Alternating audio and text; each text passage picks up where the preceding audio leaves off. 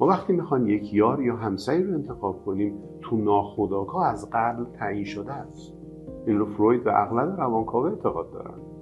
چجوری ممکنه همچین پدیده وجود داشته باشه؟ چون تو هوشیاریمون اصلا میل نداریم اون ناکامی‌های دوران کودکی دوباره تکرار شه، ولی ناخودآگاه سمت رابطه‌هایی می‌گردیم که برامون آشناست، الگوهای آشنا، شخصیت‌ها آشنا. به عنوان مثال اگر پدر یا مادر کنترلگری داشته ایم، ناخودآگاه فرد کنترلگر انتخاب می‌کنیم. منتها به این امید که این بار طرف مقابل آزادی ما رو برخلاف دوران کودکی به رسمیت بشناسه، حریم‌های ما رو.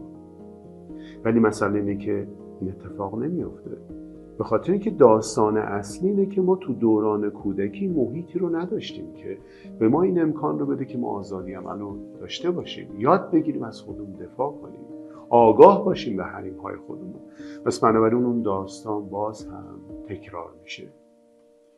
و نکته کلیدی اینه که اگر میخوایم این اتفاق نیفته، باید آگاه باشیم به اینکه ما اون مهارت رو لازم داریم یاد بگیریم و از خودمون درست در برابر دیگری دفاع کنیم، از حریم‌ها و نیازهای خودمون با آزادی به عنوان مثال.